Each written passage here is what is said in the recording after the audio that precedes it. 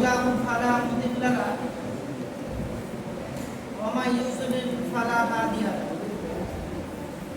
واشهد ان لا اله الا الله وحده لا شريك له واشهد ان محمدا عبده ورسوله اما بعد اعوذ بالله السميع العليم من الشيطان الرجيم بسم الله الرحمن الرحيم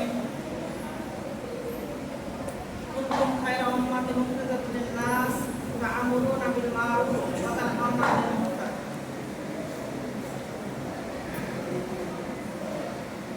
وقال الله تعالى في مكان آخر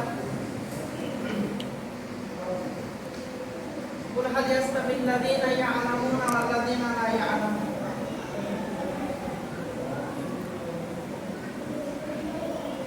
সম্মানিত দক্ষিণ চব্বিশ পরগনা জেলা জামিয়াতে আহলে হাদিসের দায়িত্বশীল, বিশেষ করে আমাদের সকলের প্রিয় মনসুর মোহাম্মদী হাফিজাহুল্লাহ এবং এখন অনেক নতুন দায়িত্বশীল পুরাতন বা নতুন, আমি হয়তো সবার নাম বলতে পারবো না, আমার পরিচিত দীর্ঘদিন ধরে অ্যাডভোকেট হাফিজুর রহমান ভাই, আমাদের শেখ লুৎফর রহমান সাহেব এবং আরও বিশিষ্টজনেরা আছেন। নতুন দায়িত্বশীল সকল ভাইকে আমি ধন্যবাদ জানাচ্ছি যারা আমাকে আজকে এখানে উপস্থিত করার বা কিছু বলার মতো ব্যবস্থাপনা করে দিয়েছেন। আল্লাহ সুবহানাহু ওয়া তাআলা আমাদের প্রত্যেককে এই ধারণা নিয়ে এবং আজকের সকল উপস্থিতির জন্য দোয়া করছি। আল্লাহ সুবহানাহু ওয়া তাআলা আমাদের প্রত্যেকের জন্য আজকে এই উপস্থিতিটাকে নাজাতের ওসিলা হিসেবে কবুল করুন। আসলে আমি এখানে উপস্থিত হয়েছি বা আপনারা উপস্থিত হয়েছেন, আল্লাহ সুবহানাহু ওয়া তাআলা দয়া করতে এটা কখনো সম্ভব নয়। একদিকে যেমন মুসলিম ভাইয়ের আক্ষেপ, অন্যদিকে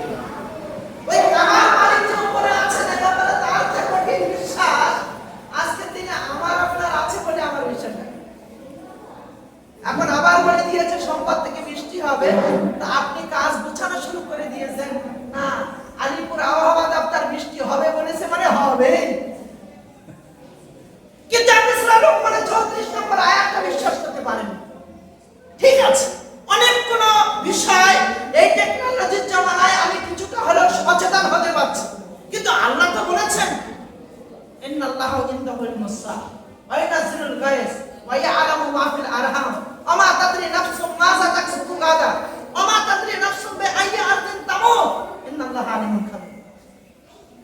আপনি বলতে পারতেন হওয়ার সম্ভাবনা আছে, কিন্তু আপনি আত্মীয়র বাড়ি যাওয়ার প্রোগ্রামটাও ক্যান্সেল করলেন কেন? আপনি এই প্রোগ্রামে আসাটাও ক্যান্সেল করলেন কেন? কেন? আপনার বিশ্বাস আলিপুর আহমদ আক্তার বলে গিয়েছে বৃষ্টি হবে মানে আর কোথাও যাওয়া যাবে।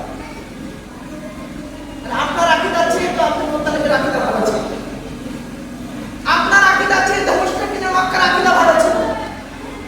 আবু লাহাবকে লা ইলাহা ইল্লাল্লাহ বলেনি, আবু লাহাবকে রুবুবিয়্যাতে বিশ্বাস করেনি, অবশ্যই করেছিল। তার ব্যাপারে আপনাদের এই কঠিন ধারণা কেন যে সে জাহান্নামে আর আপনি পাকা জান্নাতে? মাত্র উপস্থিতি, আপনি যদি শুধু মুখে বলেন মুমিনা বিল্লাহর কথা অনুযায়ী আমি ঈমান এনেছি, তাহলে সেক্ষেত্রে আপনার কাছে আমার জিজ্ঞাসা, ওই ঈমান আনাটা শুধু যেন মুখে না হয়, সেটা যেন কাজে বাস্তবায়ন করে রুবুবিয়্যাতের সাথে সাথে উলুহিয়্যাত আসমায়ে সিফাতের ব্যাপারে যেন কঠিন হতে পারে। অমালাইকাতিহি ফেরেশতাদের ব্যাপারে ঈমান আনা, ওয়া রুসুলিহি রাসূলের ব্যাপারে ঈমান আনা, ওয়াল ইয়াউমিল আখির কিয়ামতের দিনের ব্যাপারে ঈমান আনা, ওয়া তুমিনা বিল কদরি খাইরিহি ওয়া শাররিহি, তাকদীরের ভালো-মন্দের ব্যাপারে ঈমান আনতে হবে। দ্বিতীয় কোশ্চেন, এই কথা বলে আমি আমার বক্তব্যের মেন জায়গায় চলে যাব। দ্বিতীয় কোশ্চেন, জিবরিল আমিন বলছেন মুহাম্মদ সাল্লাল্লাহু আলাইহি ওয়াসাল্লাম ইহসান কাকে বলে? তাহলে প্রথমে হলো ইসলাম, তারপরে হলো ঈমান, দ্বিতীয় কোশ্চেনটা কি বললেন? মানে ইহসান। ইহসান কাকে বলে? দ্বিতীয় কোশ্চেনের উত্তর আল্লাহ নবী বলছেন আনতা আবুদাল্লাহ কাআন্নাকা তারা ফাইন লাম তাকুন তারা ফাইন্নাহু ইয়ারাক।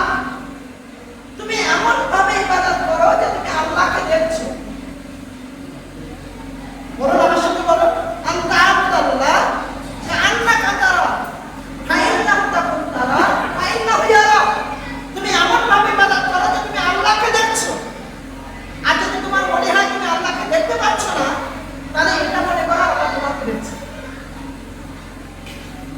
এখন অনেক আল্লাহর বান্দা আছে এখানে, এখন নামাজ পড়বে, দুইটা নামাজ পড়তে ওর লাগবে 1 মিনিট, কিন্তু নামাজে দাঁড়িয়েছে আর নামাজের মধ্যে একটা চোখ খুলে যাবে, আব্দুল হামিদ আমার নামাজটা মনে হয় দেখছেন, নামাজ পড়বে 1 মিনিটের জায়গায় 5 মিনিটে শেষ হবে।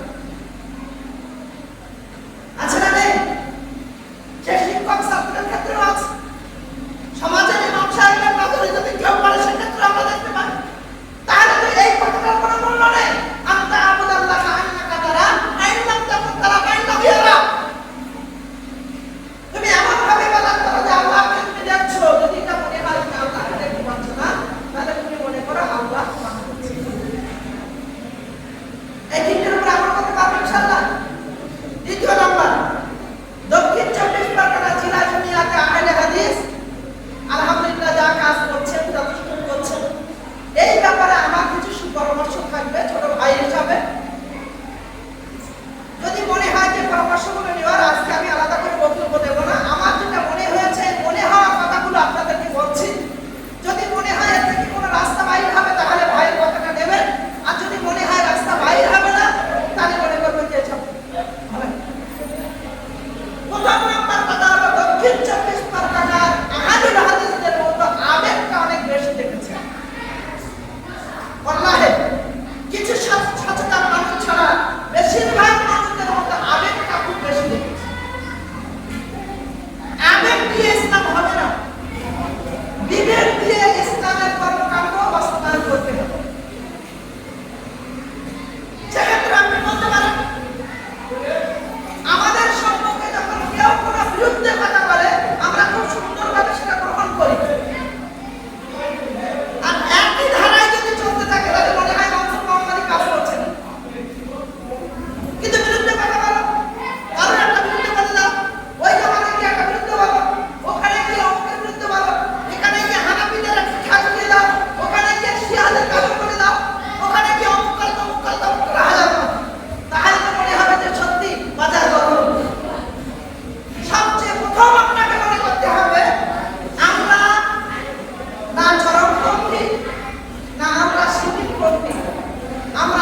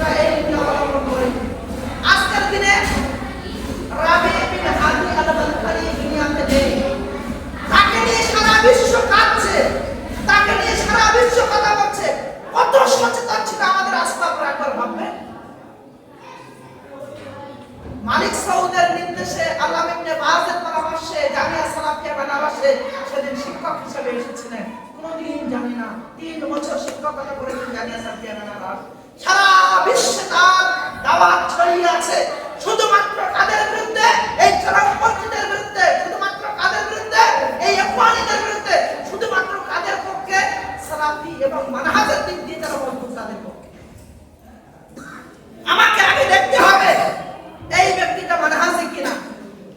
নরম বক্তব্য দিই, কিন্তু এই ব্যক্তি মানহাজে কিনা এটা আমাকে আগে চিনতে হবে। এই ব্যক্তি সালাফে সালেহিনদের নীতি অনুযায়ী চলছে কিনা তা দেখতে হবে।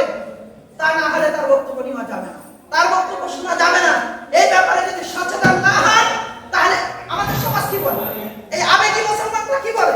এটাই বলে ওতে এর মতো বক্তা হতে পারছে না, তাই অভিজ্ঞতা হচ্ছে।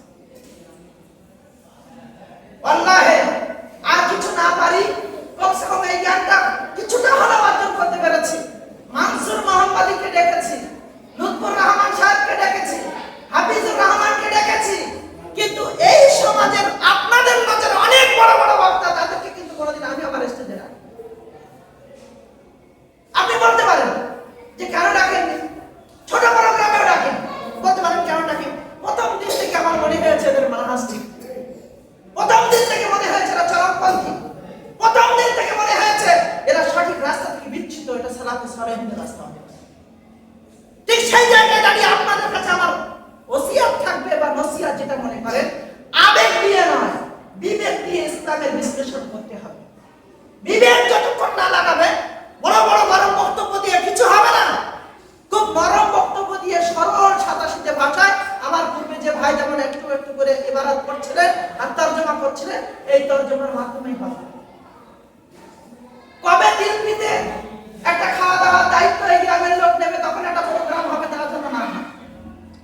এই জায়গায় দাঁড়িয়ে আমার পরামর্শ থাকবে, কোথায় মেরিগঞ্জের লোকেরা আসছে না, আমরা মাঝে মাঝে চলে যাব, গিয়ে তিনজন আছে তার সম্মুখে আমরা বলা শুরু করে দেব।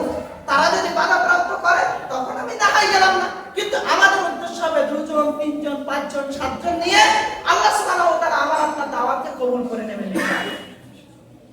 ইনশাআল্লাহ খেতে না দিলে আসবেন তো? খাওয়ার ব্যবস্থা আছে নাকি আজকে? না হলে এতক্ষণ থাকতেন না, আব্দুল হামিদ পর্যন্ত অপেক্ষা করতেন না। এই নীতি ছাড়তে হবে। সাহাবা কেরামরা কোন পথ বেয়ে চলেছিলেন, আসাবে সুফার কথা কেন ভুলে গেলেন? না ভুললে হবে না, ভুললে দিন থেকে বিচ্যুত হয়ে যেতে হবে আমাকে আপনাকে। অনেক কষ্ট করে দিন যারা পেয়েছে তারাই দিনের মর্যাদা বুঝেছে। জন্মসূত্রে যারা আহলুল হাদিস হয়েছে তারা কোনো দিনের মর্যাদা বুঝে, তারা জানে না। বাপ দাদা থেকে তারা মনে করেছে আমি জান্নাতি হয়ে গিয়েছি।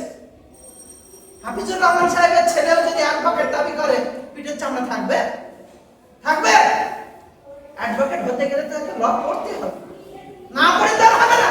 কেন জন্মসূত্রে আহলুল হাদিস দাবি করে আপনি জান্নাতের দাবিদার হচ্ছেন? কেন? এই জ্ঞানটা কবে হবে? এই জ্ঞান কবে অর্জন করবেন? শিল্পী বাড়ি হয়েছে মানেই কি আপনি আহলুল হাদিস হয়ে গেলেন? এটা জন্য না, আল্লাহর রাস্তায় বলছি, আল্লাহ সুবহানাহু ওয়া তাআলা আমাদের প্রত্যেককে কবুল করুন। না দাওয়াত তো দিচ্ছি, দাওয়াত তো কবুল হচ্ছে না, মানুষ নিচ্ছে না। অনেক নবী আসবেন, যে নবীর কোনো অনুসারী থাকবে না, তাহলে কি এ কথা বলবেন যে ওই নবীর দাওয়াত ব্যর্থ? বলবেন এ কথা? দ্বিতীয় নম্বর কথা হলো, আপনি দাওয়াত দিয়েছেন, নিষ্ঠার সঙ্গে আপনি দাওয়াত দেন, সেটা কবুল করার দায়িত্ব কার?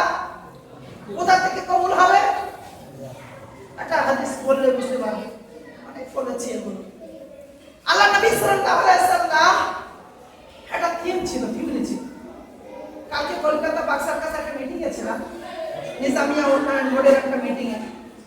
তো ওই যারা উদ্যোক্তা একটা কথা বলছিলেন যে আমরা দেখেছি 80-র দশকে একজন প্রতিষ্ঠাতা, মানে একজন বিরাট বড় কোম্পানির প্রতিষ্ঠাতা, তার কাছে যদি কেউ আসতো তো সেই ঘুরে ফিরে সেই দাদির গল্প শেষে একটা কথা শুনো, আমাদের ব্র্যান্ডটা আমরা এই করছি, আমাদের থিম এই আমাদের ভাব, যে কাজে আসুন না তাকে একটু বলা।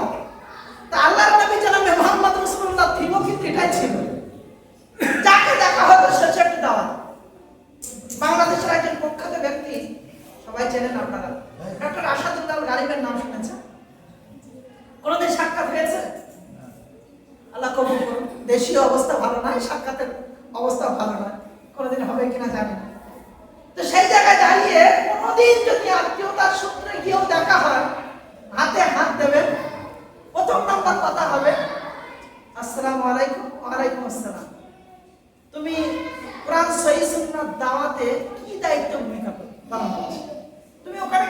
দায়িত্বে আছে? দক্ষিণ 24 পরগনার মহকামের দায়িত্বে আছে, নাকি জেলার দায়িত্ব আছে, না ব্লকের দায়িত্ব আছে? আপনি যদি বলেন যে আলহামদুলিল্লাহ আমি মহকামের দায়িত্বে আছে, আপনার জন্য এত দোয়া, এতটা দোয়া। আর যদি বলেন আপনি কোনো দায়িত্ব নেই, তা আপনার জন্য ওই একটা কথাই শেষ, খালাস।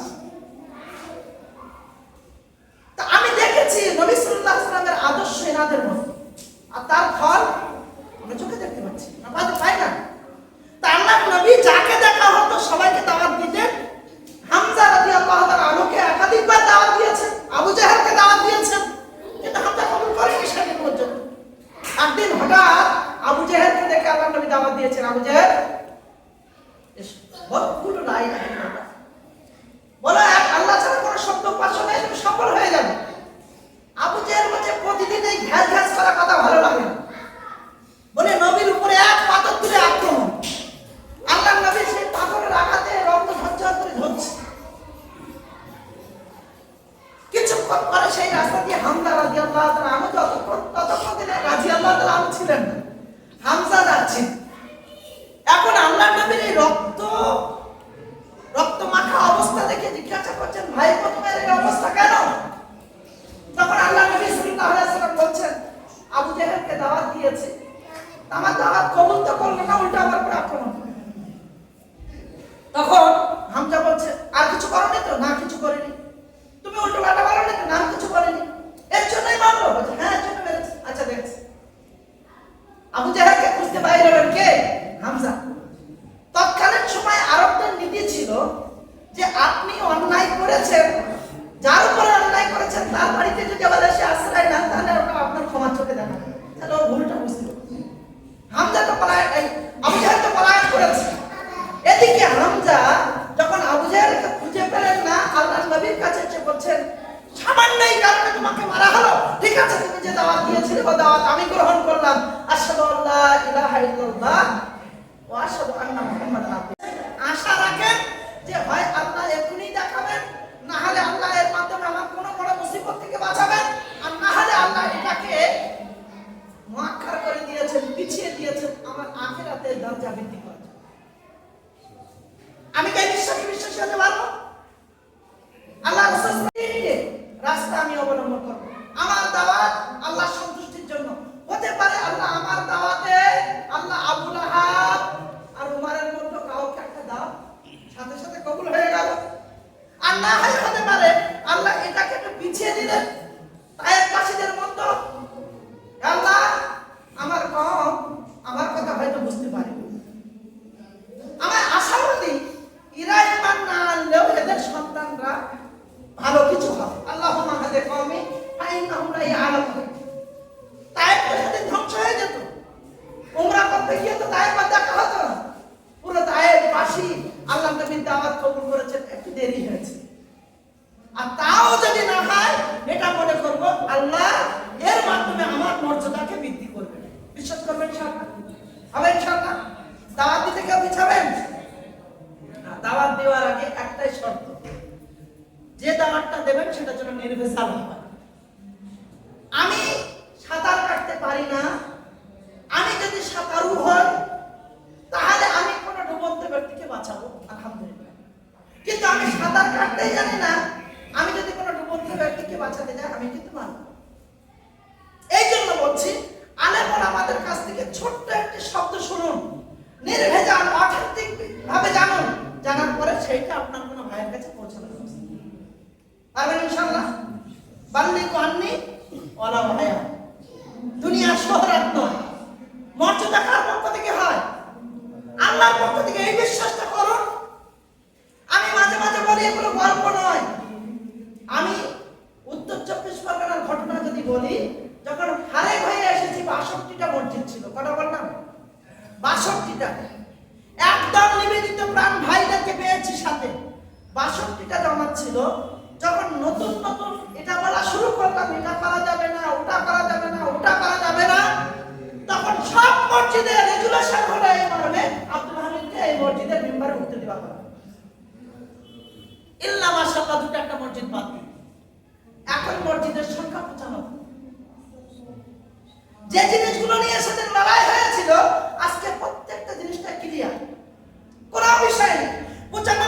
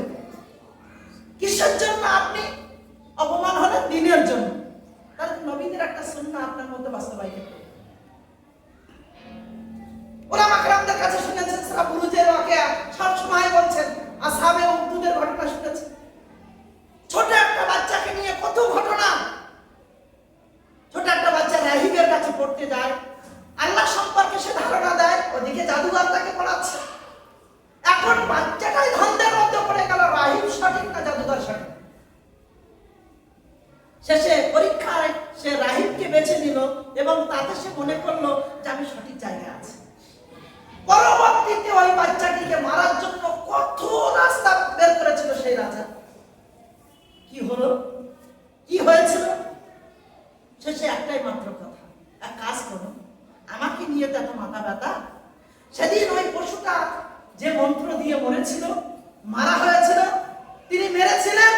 আজকে যদি আপনি এই কাজটা করেন, হতে পারে আমি মারা যাবো, তবে আপনি কৌশল অবলম্বন করে পাহাড়ের উপর থেকে ফেললো, আমি মরবো না। তিনি যদি আমাকে বাঁচিয়ে রাখেন,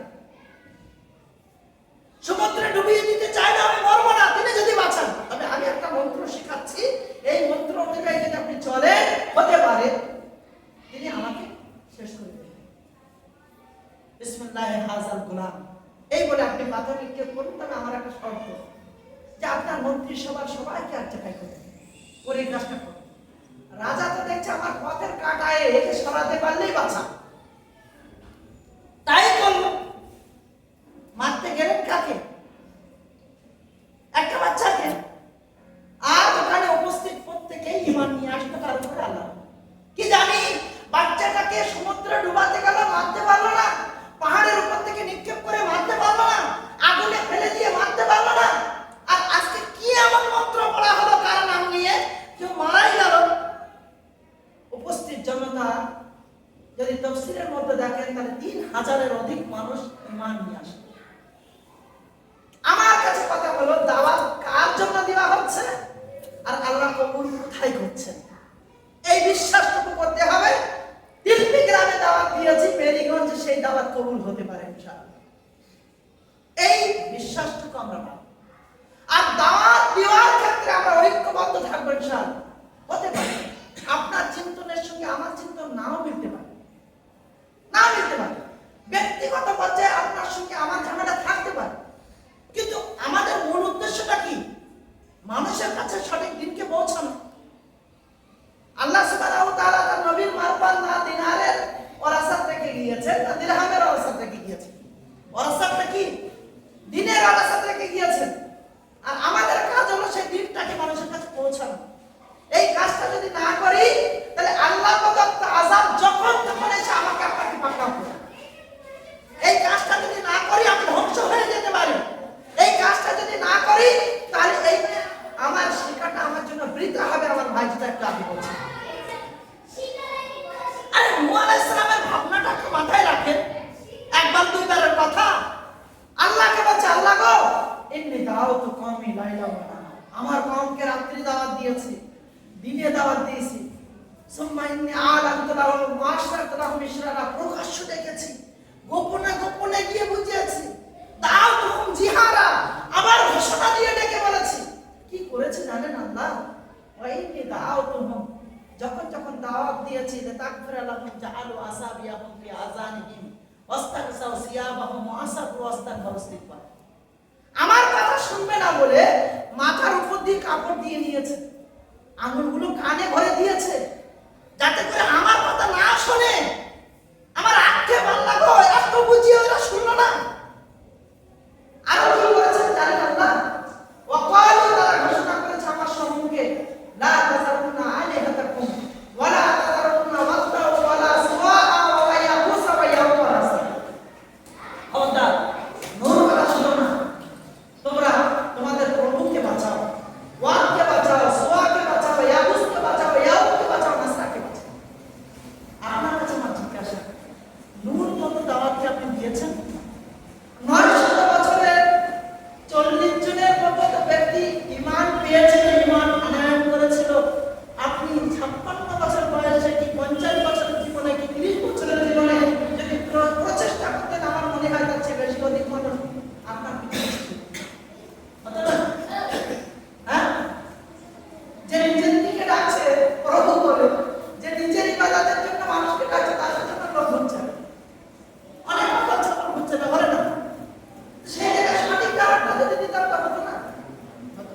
আমাদের উপস্থিতি একটা হাদিস বলবো বলে আমরা বলবো শেষে দিকে আল্লাহ রাসূল সাল্লাল্লাহু আলাইহি ওয়াসাল্লাম তিরমিজির একটি হাদিস বলছেন, দাওয়াত না দেওয়ার ফল কি হতে পারে? দাওয়াত না দেওয়ার ফল হলো এটা, সমুদ্রে একটি জাহাজ চলমান ছিল। জাহাজ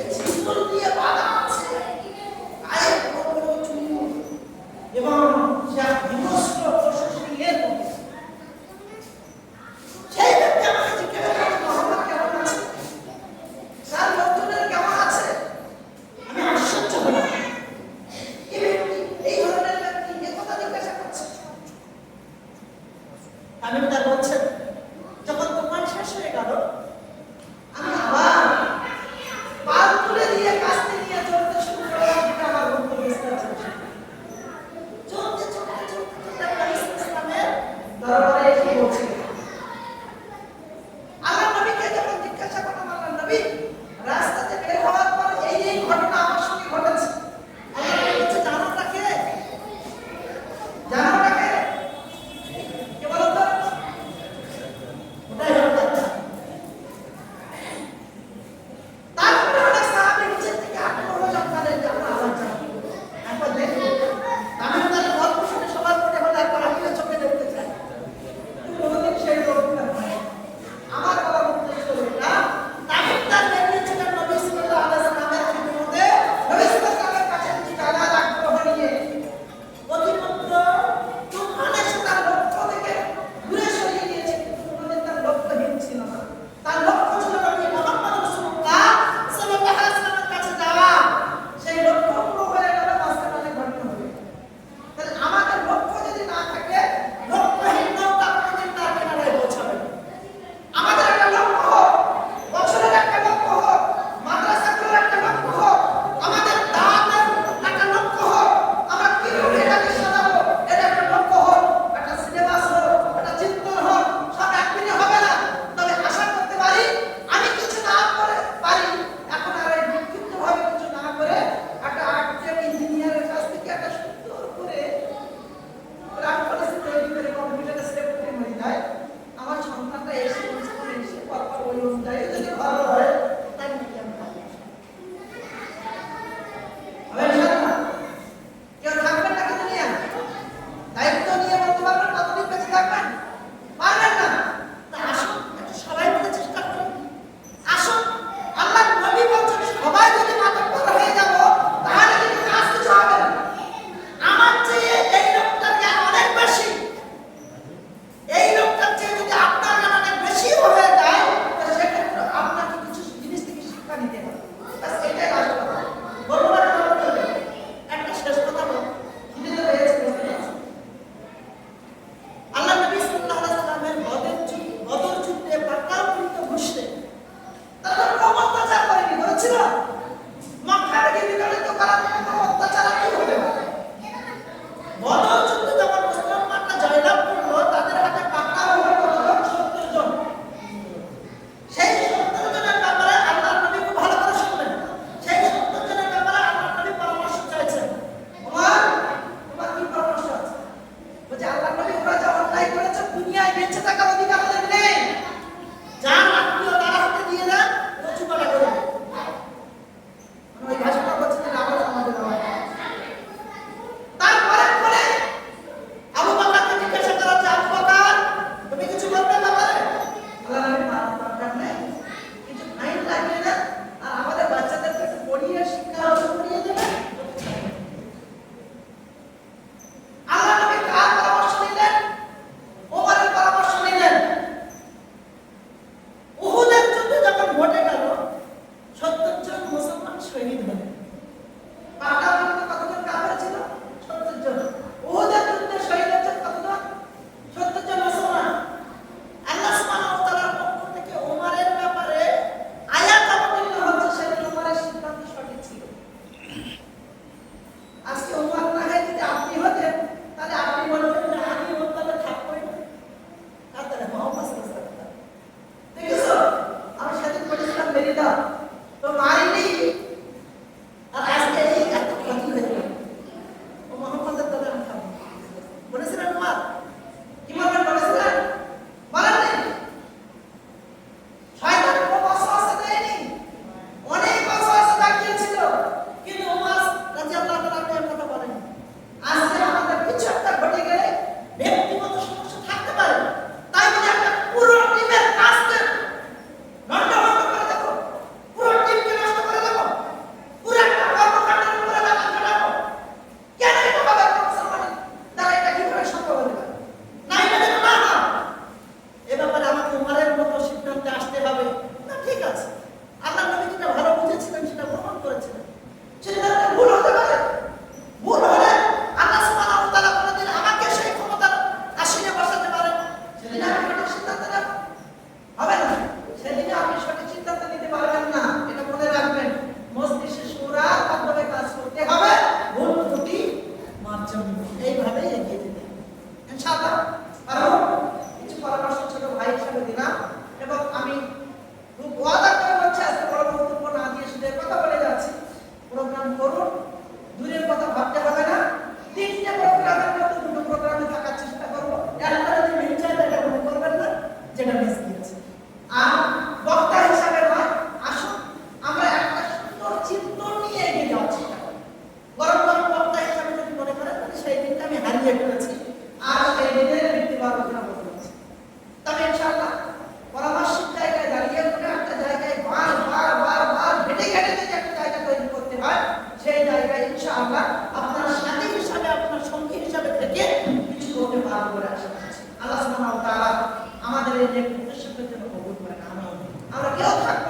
কিন্তু আমাদের এই কৃতকর্ম, আমাদের রেখে যাওয়া কর্মকাণ্ডের জন্য সাদাকায় দাঁড়িয়ে সেটা গ্রহণ করেন। আমিন। আল্লাহ আপনি আমাদের প্রত্যেককে কবুল করেন। আমিন। বিভিন্ন প্রান্ত থেকে আসা এই ভাইগুলো যারা তাদের এত গুরুত্বপূর্ণ সময়টা তারা ত্যাগ দিয়ে এখানে বসে আছেন, আল্লাহ এটাকে আমাদের জন্য, আমাদের পরবর্তী প্রজন্মের জন্য কল্যাণ করুন। আমিন। আল্লাহ তুমি আমাদের প্রত্যেককে কবুল করো। আমিন। এটাকে আমাদের জন্য নাজাতের ওসিলা হিসেবে গ্রহণ করো। আমিন। যতদিন বেঁচে আছে যেন ইমানের হালাতে ওই জানাজার পরিভাষা অনুযায়ী বেঁচে থাকতে পারি। আল্লাহুম্মা মান আহইয়াতাহু মিন্না ফাআহিয়া আলাল ইসলাম ওয়া মান তাওয়াফাইতাহু মিন্না ফাতাওয়াফাহু আলাল ঈমান। আল্লাহুম্মা লা তাহরিমনা আজরাহু ওয়া লা তাফতিনা আলা। আল্লাহুম্মা পূর্বে যারা অতীত হয়ে গিয়েছে, আল্লাহ তুমি তাদেরকে তাদের ভুল ত্রুটিকে ক্ষমা করে তাদেরকে এগিয়ে নিতে পারেন। আমিন। আল্লাহ আমাদের মধ্যে ঐক্যবদ্ধতা এবং ন্যায় নিষ্ঠার সঙ্গে একে অপরের কাজগুলির জন্য আমরা এগিয়ে যেতে পারি, কাজ করতে পারি। আল্লাহ আমিন। আল্লাহ আমাদের ভুল ত্রুটিকে আল্লাহ ক্ষমা করে দাও। আমিন। রব্বানা তাকাব্বাল মিন্না ইন্নাকা আনতাস সামিউল আলিম ওয়া তুব আলাইনা ইন্নাকা আনতাত তাওয়াবুর রহিম। সুবহানা রাব্বিকা রাব্বিল ইজ্জাতি আম্মা ইয়াসিফুন। আসসালামু